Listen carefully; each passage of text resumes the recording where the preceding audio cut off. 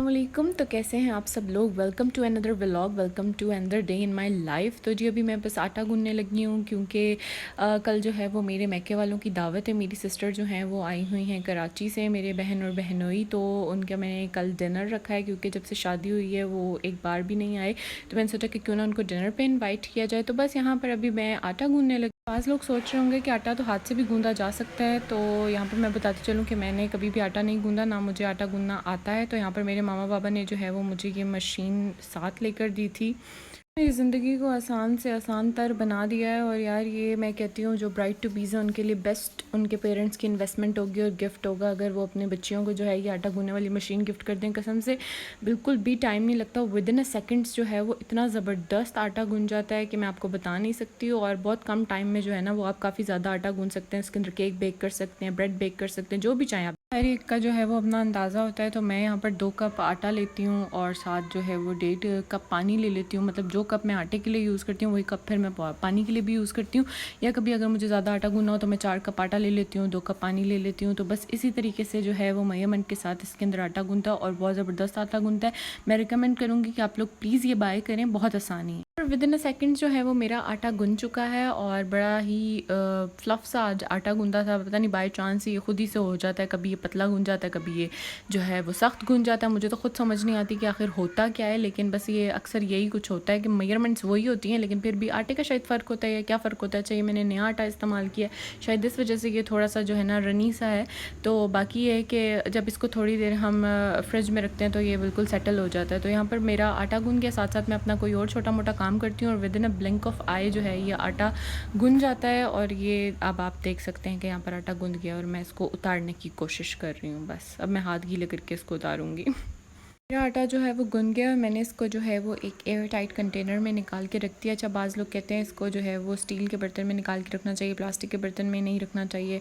गर्मियों का मोस्टली लोग कहते हैं, लेकिन मेरा आटा अल्हम्दुलिल्लाह बिल्कुल ठीक रहता है। तो बस अब यहाँ पर मैं इसको फ्रिज में रख दूँगी और जब यूज़ करना होगा निकाल। मैंने जो है वो अपनी शीर रेडी करने रखी हुई थी और इसके अंदर मैंने सब कुछ ऐड कर दिया था, पिस्ता बादाम वगैरह सब कुछ। और ये सूजी की शीर बन रही है। यहाँ पर मैं एक डिज़र्ट बना रही थी क्योंकि पहली दावत थी जो मैं होस्ट कर रही थी और मुझे सब काम खुद ही करने थे। जब मैं मामा के घर होती थी कभी भी मैंने ज़िंदगी में कोई दावत नहीं की, कभी कोई डिश नहीं बनाई, कभी कुछ भी नहीं किया।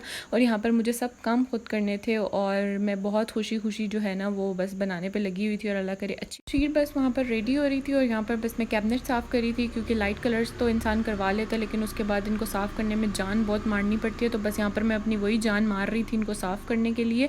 और बस अभी जो है वो मैंने कपड़े भी धुलने डाले, जो है वो सौ का काम याद आते हैं। तो अभी जो है वो मैंने 1-2 दिन पहले ही एक बेडशीट डाली थी और वो बेडशीट मुझे बहुत ज़्यादा पसंद है और मुझे वही बेडशीट जो है वो दोबारा डालनी थी।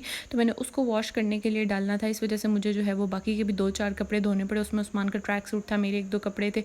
बस मुझे इस वजह से जो है ना वो अब मशीन लगानी पड़ रही थी क्योंकि मुझे यही बेडशीट डालनी थी। डालने को मैं कोई और भी डाल सकती हूँ लेकिन ये मेरी थीम के साथ बहुत अच्छी जाती है। मेरे रूम की थीम बेज है तो बेज अच्छी कसम से बहुत बड़ी नेमत है। मैं बहुत बहुत बहुत बहुत ज़्यादा थैंक यू करूँगी अपने मम्मा पापा का, जिन्होंने मुझे, उनको पता था भाई उनकी बेटी से कोई काम नहीं हाथ से होने वाला, तो उन्होंने मुझे हर चीज़ ऑटोमेटिक दी है।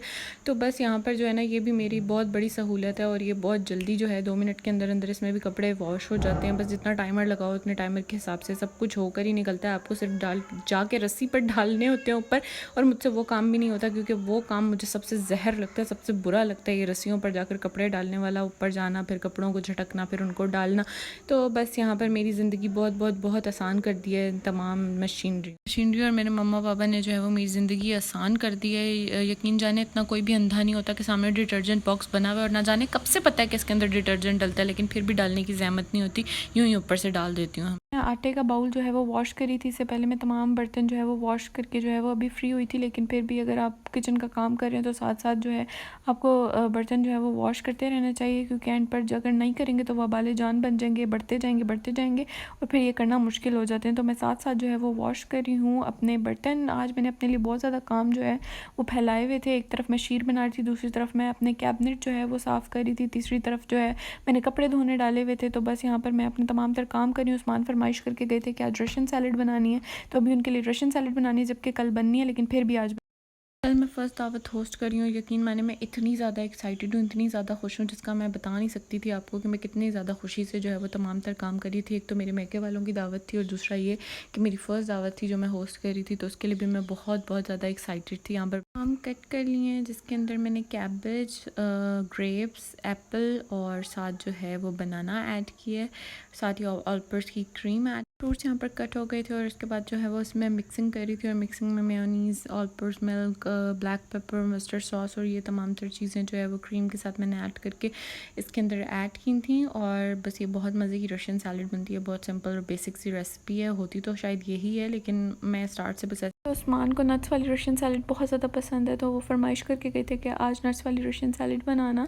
तो यहाँ पर मेरे पास जो सिर्फ नट्स अवेलेबल थे उसमें पिस्ता और किशमिश था, तो मैंने बस इसके अंदर वो ऐड कर दिया है और यहाँ पर मेरी रशियन सैलड रेडी हो गई है। मैंने उनको कहा था कि आते हुए बादाम लेते आइएगा, लेकिन आज वो लेट थे तो मैं बादाम ऐड नहीं कर सकी। मैं बोल गया था कपड़े भी वॉश हो गए थे। यहाँ पर 3-4 कपड़े जो मैंने धोए थे वो वॉश हो चुके थे और अब मैंने कपड़े यहाँ पर वॉश हो चुके थे और मेरी मेड आ चुकी थी, तो यहाँ पर बस मैं उनसे सफाइयाँ करवा रही थी तफसीली। और मेरी पुरानी मेड जो है उनको मैंने निकाल दिया था और उसकी जगह मैंने अभी ये टेम्प्रेरी मेड रखी हैं।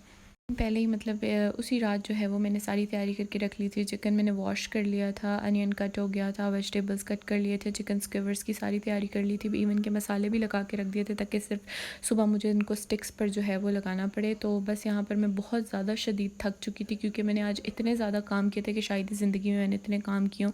दूसरी तरफ मेरी शीर भी रेडी हो चुकी थी, इसको भी जो है वो मैंने ठंडा करने जमाने के लिए रख दिया था और अब बस रात भी हो गई थी और मैं थक भी बहुत ज़्यादा गई थी। मेरे अल्हम्दुलिल्लाह तमाम तर काम हो गए थे और नेक्स्ट डे जो है वो दावत है। मैंने यहाँ पर जो है वो डीफ्रॉस्ट कर लिया था क्योंकि मुझे बीफ टिक्का बनाना था, तो बस मैं बीफ को डीफ्रॉस्ट करी थी क्योंकि सुबह मुझे इसको कट करना था और इसको फुल डे जो है वो रूम टेम्परेचर पर लाना था, इसलिए मैंने रात को इसको निकाल कर रख दिया था। यहाँ पर चंद बर्तन पड़े हुए थे जिनको भी मैं वॉश करूँगी और उसके बाद फिर मैं लंबा नैप लूँगी। थक गई थी बहुत ज़्यादा शदीद और बस अब मेरी बस हो चुकी थी।